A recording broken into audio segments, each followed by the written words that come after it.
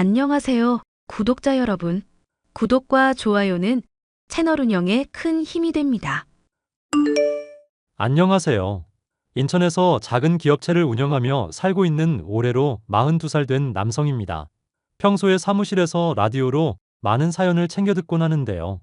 몇 년 전 겪은 일에 대해서 여러분과 공감하고 싶어 이렇게 사연을 쓰게 되었답니다. 제가 운영하고 있는 기업체는 대기업은 아니지만 연 매출 100억을 유지하고 있는 중소기업이에요. 물류 보관 서비스를 제공하고 납품을 대행, 그리고 자동차 용품을 제작해서 판매하고 있는 그런 업체예요. 남부러울 것 없이 넓은 집, 외제차, 좋은 회사, 이 모든 걸 이루기까지의 과정이 순탄치만은 않았습니다. 사실 30대 중반에 늦지막이 결혼해 가정을 꾸린 적이 있었어요. 하지만 잠시 회사가 휘청이던 시기에 전처와 장인어른과의 갈등을 극복하지 못하고 이혼을 하게 되었습니다. 그냥 이혼한 건 아니고 스스로를 진흙탕에서 건져냈다고 할까요? 어떤 사연인지 궁금해하실 것 같아서 지금 바로 사연 들려드릴게요. 기성아, 바빠? 누나가 할 말이 있는데. 아니, 괜찮아, 말해. 오전에 발주 넣는 거 있어서 확인하고 이제야 좀 쉬는 중이야. 무슨 일이야? 내가 저번에 말했던 학교 후배 있지? 너 소개해주고 싶어서. 갑자기? 난 아직 일하는 게 좋은데. 야, 그럴수록 여자를 만나야 하는 거야. 남자가 자고로 가정을 가지면 더 책임감도 늘고 그래야 인생에 안정감이 생긴다니까? 네 매형 봐라. 나 만나서 팔 잡힌 거. 그래도 아직 여자 생각은 딱히 없어? 나도 내 앞가림하기 바쁜데 괜히 상처 주고 그럴 것 같아서 그래. 나 말고 우리 최 팀장 알지? 최 팀장 시켜주면 어때? 야, 이 누나가 어렵사리 소개해준다는데 해줄 때 받아라잉? 지금 아니면 기회도 없어. 얼마나 성실한 앤데. 아, 정말 귀찮게 하네. 그러지 말고 나가서 가볍게 커피 한 잔만 하고 와. 그래도 마음에 안 들면 하는 수 없는 거지 뭐. 아, 정말. 그럼 나 커피 한 잔만 하고 들어온다. 잘 안 돼도 나한테 뭐라 하기 없기야. 알았어. 연락해 놓을게. 약속 장소 정해지면 문자 줄 테니까 꼭 만나보기다. 저는 군대를 다녀와 남들처럼 대학을 졸업하고 물류회사에 취직해 일을 했습니다. 언젠간 저만의 회사를 차릴 생각을 하며 밑바닥부터 열심히 경험을 쌓기 위해 취직한 곳이었죠. 그렇게 딱 6년을 일하고 퇴사해 작은 회사를 하나 차렸습니다. 지금이야 번듯한 건물을 가지고 있지만 그때만 해도 지하실에 10평 남짓한 공간이었습니다. 제대로 된 물류창고도 없었고 모든 게 서툰 초짜 기업인이었죠. 누나와 매형의 도움으로 조금씩 성장해 나갔고 연 매출 20억에 달하는 수준까지 되었습니다. 이제 막 성공 가도를 달리기 시작한 상황이라 안정된 시기가 필요했어요. 그러다 누나의 소개로 아내를 만났습니다. 별 생각 없이 만난 아내는 단아한 외모에 몸매도 좋고 성격도 활발한 제 이상형 그 자체였습니다. 저는 아내에게 첫눈에 반했고 1년 정도 연애 후 결혼을 하게 되었죠. 처가댁은 오랫동안 교직 생활을 하시다 정년 퇴임하신 장인어른, 아내 두 식구뿐이었어요. 장모님은 아내가 초등학생인 시절에 암으로 돌아가셨고 혼자가 된 아내를 아주 금지옥엽으로 키우셨죠. 결혼하면서 적지 않은 돈이 들어갔던 것도 사실입니다. 예단이며 혼수, 신혼집까지 정말 억소리가 날 정도였거든요. 자기야, 일하느라 많이 피곤하지? 아냐, 이번에 회사 이전하고 다 마무리했어. 이제야 좀 한가하네. 무슨 일 있어? 우리 자기가 고생이 많네. 내가 회사 그만둬서 부담이 더하지? 아니야, 그런 거. 그리고 회사는 내가 관두라고 한 거잖아. 내가 벌 만큼 벌고 당신 하나쯤은 먹여 살릴 수 있으니까. 난 당신이 고생하면서 사는 거 싫어. 내 생각해주는 건 역시 우리 남편뿐이네. 다름이 아니라 할 말이 있어서. 뭔데? 말해봐. 내가 직장 다닐 땐 아빠 용돈도 드리고 했는데 회사 그만두면서 못 드리고 있거든. 아빠가 교직 생활 오래 했어도 나 키우느라 딱히 모으신 것도 없고 이번에 결혼하면서 큰돈 들어가고 집장만 하신다고 다 거기에 올인하셔서 좀 힘드신가 봐. 아, 그랬구나. 내가 뭘 어떻게 해주면 될까? 그래서 말인데 우리 아빠 용돈을 좀 드리면 안 될까? 이런 말 하는 것도 염치 없지만 부탁할게. 아니야, 그럴 수 있지. 얼마 드리면 되는데? 한 달에 150만 원 정도면 될 것 같아. 고혈압 있으셔서 경비 일도 그만두시고 일자리도 없으신가 봐. 그나마 연금 조금 나오는 거. 그거에 용돈 보태면 혼자 사는데 지장은 없으실 것 같거든? 내가 여유가 있으니까 당연히 도와드려야지. 내가 매달 초에 장인어른 계좌로 보내드릴게. 걱정하지 마. 진짜? 너무 고마워. 내가 내줄 열심히 할게. 솔직히 처음에는 이해가 가질 않았습니다. 결혼하면서 현금 예단을 안 드린 것도 아니고 교직에 오래 계셨다 보니까 손님들도 많았거든요. 축의금도 꽤나 들어왔을 건데 여유가 없으시다고 하니 조금 이상하긴 했거든요. 그런데 제가 안 해보고 회사를 관두라고 하고 어찌 보면 수입원을 끊어버렸기 때문에 제가 마땅히 해드려야겠다고 생각했어요. 저도 부모님이 어려서 돌아가셨는데 다행히 남겨주신 유산으로 큰 어려움 없이 살고 있었거든요. 장인어른을 진짜 아버지처럼 잘 대해드리고 싶은 마음도 있었습니다. 그리고 아내는 회사를 관두고 필라테스, 요가 등 운동을 하며 자기 시간을 보내게 되었어요. 하고 싶던 취미 활동도 마음껏 하게 해주었고 한도가 3천만 원 정도 되는 카드를 주고 편히 쓰라고 일러두기도 했죠. 그런데 제 큰 오산이었습니다. 아내는 백화점 쇼핑을 즐겨 하게 되면서 온갖 명품을 사들이기 시작했습니다. 마음껏 쓰라고 준 카드이긴 했지만 과소비하는 날도 많았습니다. 마치 고양이한테 생선을 맡겨놓았달까요? 하지만 아내를 사랑하는 마음이 컸고 얼마를 쓰든 간에 감당할 수 있는 수준이어서 그러려니 했습니다. 자기야, 이번 달 카드값이 900만 원인데 이번에는 뭐 산 거야? 아, 그거? 이번에 시사 신상백 하나 사고 화장품 떨어져서 세트로 사고 친구들 만나서 호캉스도 다녀왔잖아. 그래서 조금 나왔을 거야. 왜? 아니 쓰는 건 뭐라 안 하는데 그래도 조금 줄여야 할 것 같아서. 왜? 내가 너무 많이 써? 자기 요즘 회사 힘들어? 아니 그런 건 아닌데 적당히 쓸 필요가 있다고. 솔직히 900만 원이 적은 금액은 아니잖아. 그래서 지금 내가 과소비한다는 거야? 당신이 마음껏 편히 쓰라며. 그래, 그랬지. 근데 그것도 정도껏이라 이거야. 못하게 하는 게 아니라 적당히. 우리가 재벌도 아니고 한 달에 900만 원은 좀 심했지. 나도 펑펑 써도 2, 300만 원인걸? 아, 알았어. 안 쓰면 될 거 아냐. 거참 되게 빡빡하게 구네. 누가 보면 내가 재산 거덜내는 줄 알겠어. 그렇게 느꼈다면 미안해. 요즘 장인어른은 연락이 잘 안 되던데 무슨 일 있으신 거야? 아, 아빠? 해외 다니시느라 정신없으시지. 해외? 와, 여행도 다니시고 좋다. 우리보다 젊게 사시네? 모임에서 만난 친구들이랑 골프 원정도 가고 그러던데? 우리 아빠 나보다 더 나아. 나는 그래도 여행은 안 다니잖아. 자기도 시간 되면 친구들이랑 여행도 가고 그래. 나야 사업이 아직 안정된 게 아니라서 좀 그렇지만 우리도 기회 봐서 같이 여행 가자. 정말? 친구들이랑 가도 돼? 안 그래도 이번에 유럽 가자고 그러던데. 나는 가야 하나 말아야 하나 고민했거든. 고민할 게 뭐 있어?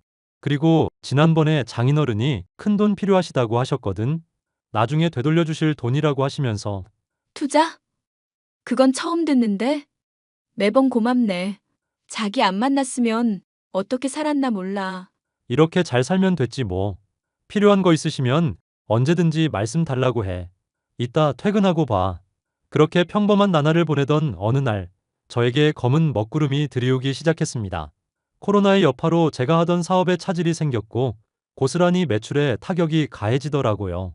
매출 규모가 눈에 띄게 줄어든 것은 물론, 코로나의 여파로 해외로 물품을 수출 수입하는 과정이 까다로워진 것도 있고, 저와 계약했던 업체들이 줄줄이 폐업하거나 잠정적인 업무 중단을 선언하면서 그대로 저도 큰 피해를 입게 된 겁니다. 사업의 규모를 벌려보고자 창고 부지를 매입하면서 거액의 돈을 쓴 상태여서 재정적인 상태가 말이 아니었죠. 새로운 투자처를 구하러 수소문했지만 회사 형편은 도무지 나아질 기미가 보이질 않았습니다. 회사 직원 15명 중 절반이나 인원 감축을 해야 했고 그마저도 월급을 지급하기 빠듯한 정말 최악의 상황이었습니다. 결국 경영난으로 대출금을 갚지 못하고 계약이 파기된 사업권은 위약금도 지불해야 했기에 죽고 싶을 정도로 힘들었어요. 그런 와중에 아내와 장인어른은 제 속을 아는지 모르는지 여전히 지나친 사치를 부리고 계셨습니다. 욕먹을 거 알지만 아내가 쓰던 카드를 정지시켰고 일정 금액을 정해 생활해야 할 정도로 빠듯해졌어요. 그러자 아내와 장인어른은 태도가 급변해 저를 매일같이 닥달해댔습니다. 회사까지 찾아와 돈을 달라고 요구하거나 툭하면 이것 좀 사달라 저것 좀 사달라 해대는 통에 업무에 차질이 생길 정도였죠. 여보, 나 돈 좀 줘. 그리고 왜 하루 종일 연락이 안 되는 거야? 회사에 있어야 할 사람이 어디 간 거야? 지금 회사 상황이 어떤지 알잖아. 계속 투자처 알아보고 떠벌려 놓은 일 해결하러 다니지. 아니, 미치겠네. 내가 오늘 얼마나 쪽팔렸는지 알아? 무슨 일인데? 내가 오늘 백 하나 사려고 갔더니만 카드 결제가 안 되네. 자기가 지난번에 정지시킨 거 말고 다른 카드도 그렇고 한도만 낮춰서 다시 주면 안 돼? 지금 그렇게 여유 부릴 상황이 못 돼. 비상금 털어서 위약금 메꾸고 하느라 돈이 없어. 우리 한 푼이라도 아껴야 한단 말이야. 아니, 도대체 회사가 어느 지경인데 그러는 건가? 우리 딸이 얼마나 속상했으면 회사까지 찾아가. 도대체 이게 무슨 일이야? 몰라, 아빠. 짜증나 죽겠다니까. 내가 백화점에서 쪽팔림 당한 거 생각하면 아주 수치스러워 죽겠어. 여보 미안해. 장인어른 지금 회사 사정이 조금 좋지 않아요. 코로나 여파가 크네요. 내가 자네 능력 보고 결혼시킨 건데 이런 순환을 겪게 하다니 자네한테 실망이 크네. 죄송합니다. 회사 운영하는데 이렇게까지 될 줄 몰랐습니다. 코로나라는 변수 때문에 저도 어쩌지 못하고 있어요. 하지만 반드시 빠른 시일 내로 회복하겠습니다. 믿고 기다려주세요. 내가 자네였으면 밤낮 없이 일해서 식구들 입에 풀칠이라도 시켰을 거야. 내 딸 어디 가서 기죽는 꼴 못 보네. 아, 됐어. 아빠 그만해. 안 그래도 짜증나는데 아빠까지 왜 그래? 여보, 긴 말하지 말고 지금 한 300만 입금해줘. 나 그 백 꼭 사야 된단 말이야. 지금까지 내가 하는 말 뭐 들었어? 미안하지만 그렇게는 못하겠어. 나 지금 바쁘니까 집에 가서 봐. 뭐? 야. 가끔 보면 아내는 철이 없는 건지 개념이 없는 건지 헷갈릴 정도였어요. 제가 회사 사정이 어렵다고 말하는데도 제 말을 듣기는커녕 결국 끝은 돈을 달라는 말로 끝내더군요. 저 정말 힘들게 살았던 게 뭐냐면 제 밥값 아끼느라 편의점에서 삼각김밥 하나 사 먹는 게 전부였고 투자처 찾아다니며 식사 대접해 드리는 것 말고는 일절 쓰는 돈도 없었어요. 자동차 기름값 아까워서 기차, 버스 타고 다니고 심지어 휴대폰 요금제도 제일 금액이 적은 걸로 바꿔 썼습니다. 사람이 그렇게 없이 살아보니 살도 많이 빠지고 고생한다는 게 뭔지 알겠더라고요. 장인어른 말씀처럼 내 식구 굶어 죽으면 안 되겠다 싶어 야간에 물류센터에서 아르바이트도 했습니다. 하지만 아내나 장인어른은 제 수고로움을 아는지 모르는지 사치 부리기에 진심이었고 고생한다는 말 한마디도 없더군요. 그저 누나와 매형이 회사를 어떻게든 살려보려고 백방으로 노력하는 것 말고는 크게 위안이 되는 것도 없었습니다. 점점 삶에 대한 의지도 없어지고 자신감이 바닥을 치고 있는데 어느 날 모르는 번호로 연락이 오더라고요. 안녕하세요. 박기성 씨 휴대폰 맞나요? 네, 맞는데요. 제가 박기성입니다. 누구시죠? 아, 다름이 아니라 전 희진 씨와 교제 중인 한도영이라고 합니다. 희진 씨랑 결론이 났는지 여쭤보려고요. 네? 희진이요? 희진이는 제 아내 이름인데 제 아내랑 교제 중이시라고요? 네, 저 이희진 씨랑 3개월 넘게 교제 중이에요. 서로 진심으로 사랑하고 있어요. 이렇게 인사드리게 돼서 죄송하지만 드릴 말씀도 있고 시간 쓸 거 없을 것 같아서요. 무슨 이야기를 하고 싶은 건데요? 희진 씨랑 헤어져 주세요. 저희 서로 사랑합니다. 이혼해 주시면 바로 결혼할 거예요. 그쪽 보니까 경제 사정이 좋지 않던데 희진 씨 평생 거지같이 살게 할 순 없잖아요. 아직 나이도 젊은데. 저기요, 지금 저한테 무슨 말씀하시는지 알고 하시는 거예요? 그쪽 지금 저한테 너무 당당한데? 당당하지 못할 것도 없죠. 그쪽이 이혼만 해주면 금방 해결됩니다. 빨리 혼인신고하고 같이 살게 이혼하세요. 어이가 없네. 이보세요. 그쪽 지금 내 아내랑 바람 피우고 있는 거야, 알아? 반말하지 마시고요. 희진 씨가 제대로 말 못한 것 같아서 제가 대신 전하는 거거든요. 그럼 그런 줄 알게요. 지금 누구더러 이혼하라 말아야? 어이가 없네. 남의 가정 파탄 낼 시간에 자기 관리나 좀 하세요. 네? 그쪽 회사 망하기 일보 직전이던데 희진 씨 고생시킬 생각 말고 놓아줘요. 더 신사적으로 말해드리고 싶은데 제 성격이 그렇질 못해서요. 좋게 이야기하는 것도 여기까지입니다. 좋게 이야기 안 하면 어쩔 건데? 우선 아내한테 확인해 볼 테니까 당신은 신경 끄세요. 불륜남 주제 어따 대고 이래라 저래라야. 그러시던가요? 여보, 이게 뭐야? 한도용이라는 사람한테 연락 왔어. 아는 사람이야? 알면서 뭘 물어? 도영 씨가 자기한테 연락했네. 도영 씨? 어이없네. 저 사람이 하는 말로는 둘이 서로 사랑하는 사이라던데, 맞아? 우리 둘이 그렇고 그런 사이야. 당신한텐 미리 말 못했는데 우리 이미 갈 때까지 갔어. 뭐? 당신 법적으로 남편이 있는 유부녀라고. 그런데 대놓고 바람을 피웠다고? 뭐가 그렇게 인정이 빨라? 왜 이렇게 당당한 건데? 구질구질하게 왜 이래? 그럼 당신처럼 능력 없는 사람이랑 평생 고생하면서 살라는 거야? 난 그렇게 못 살아. 내가 말했잖아. 금방 사정 좋아질 거라고.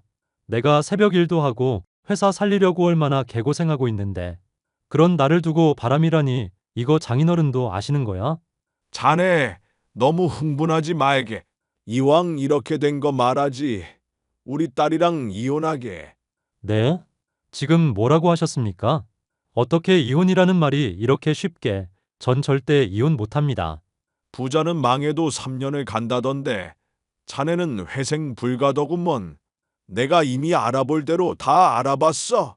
자네 예전처럼 회생하려면 좋게도 몇 년 이상인데 그 기간 동안 내 딸 개고생하는 거 나 못 보내.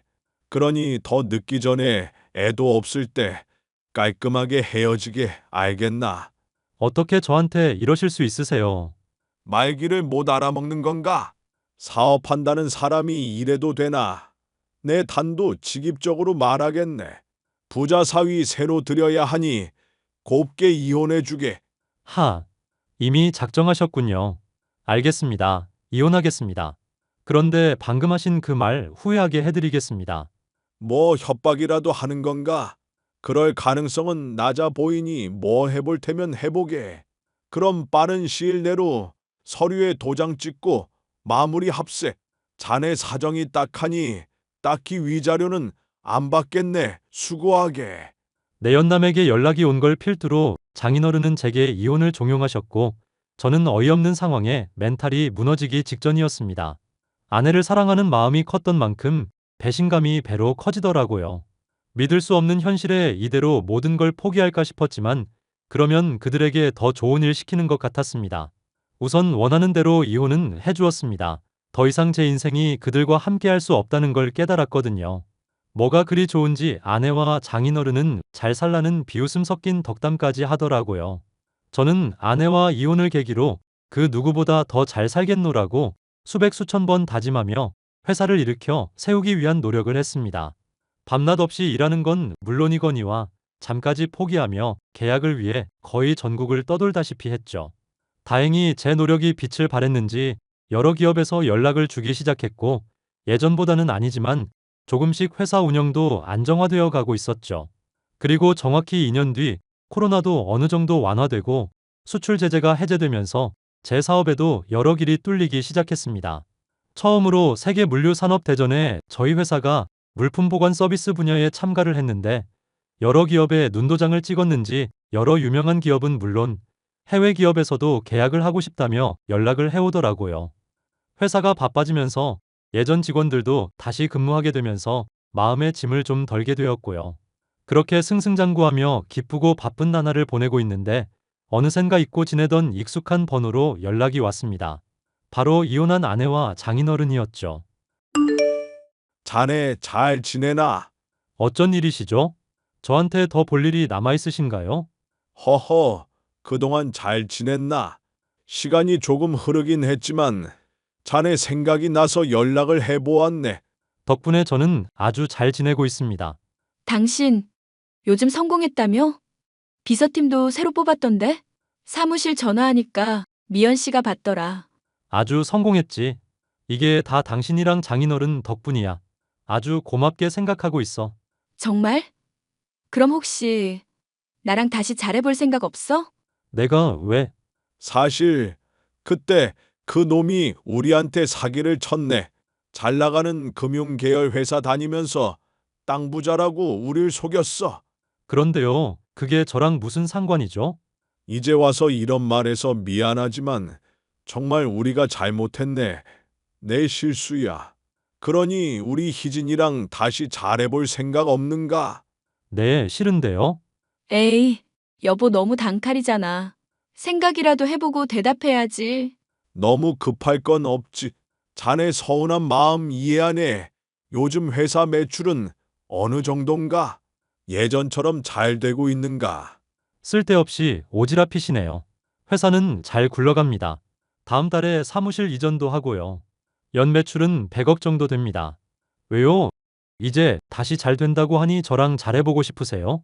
나 그렇게 속 보이는 사람 아니네.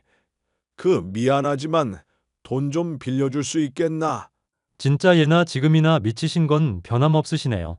생각도 참 없으신 것 같고요. 제가 왜 돈을 빌려드려야 하죠? 아, 답답해. 그놈이 우리 돈 다 들고 날랐다고. 강남에 건물 투자해준다고 인생 역전할 거라고 해서 전 재산 다 몰아줬는데. 그런데 어쩌라고.